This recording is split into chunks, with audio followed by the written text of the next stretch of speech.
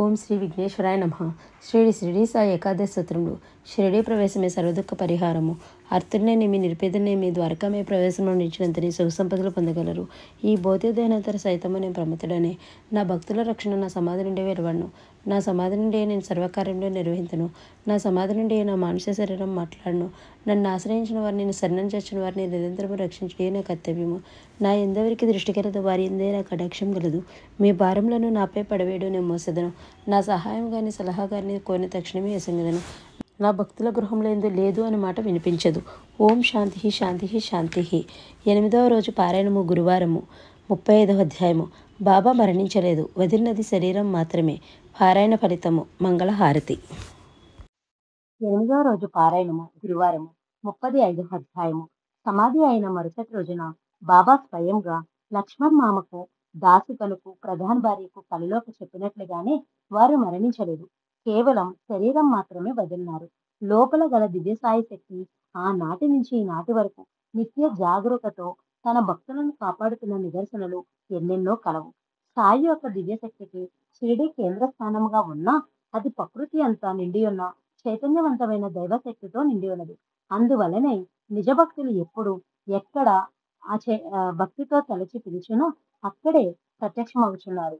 నిజానికి సమాధి అనంతరమే బాబా తన శక్తులను, లీలను విశేషంగా చూపుతున్నారు. ఇందుకు అనేక నిదర్శనములు కలవు.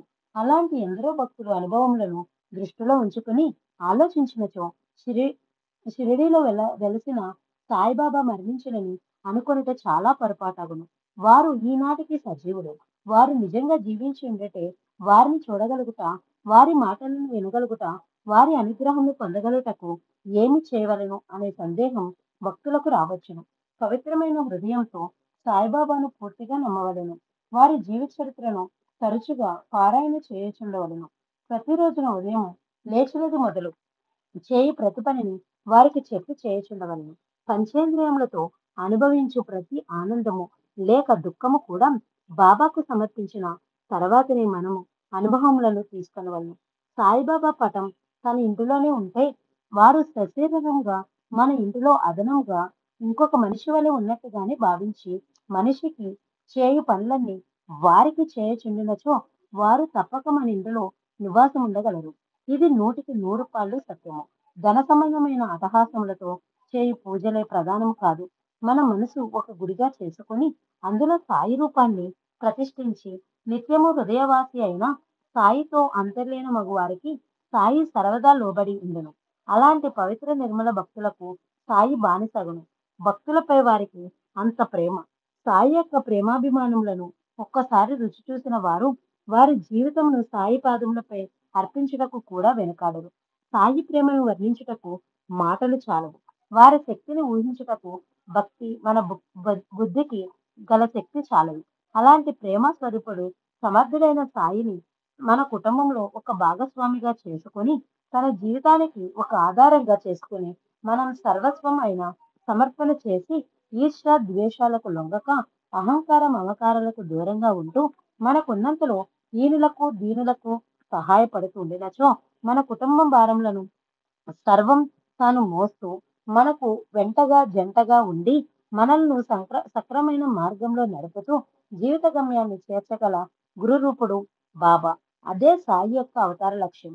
సాయి మహిమలు రోజు రోజుకు పెరుగుతూ మన దేశంలోనే కాక ప్రపంచంలోని 4 పెద్ద ఖండాల్లో గల ప్రజలందరికీ రాగల 5 సంవత్సరముల పై వరకు ప్రభావితులను చేసి జాతి, కుల, మత విచక్షణలు లేని వసుదైక కుటుంబంగా సాయి శాంతి సామ్రాజ్యం స్థాపించబడుగాక. ఓం శాంతి శాంతి శాంతి. 35వ అధ్యాయం సంపూర్ణం. ఓం సాయిరామ్. పారాయణ ఫలితం. శ్రీ షిరిడి సాయిబాబా జీవిత చరిత్ర అనే పుస్తకము బాబా లీలలతోనూ బోధనలతోనూ నిండిన పారాయణ గ్రంథము. సాయిబాబా బోధనలన్నీ వేద రహస్యాలు, వేదాంగములలో గల గొప్ప ఆధ్యాత్మిక విషయాలను చిన్న చిన్న అనుభవపూర్వకమైన కథల ద్వారా సామాన్యులకు అందించారు సాయి.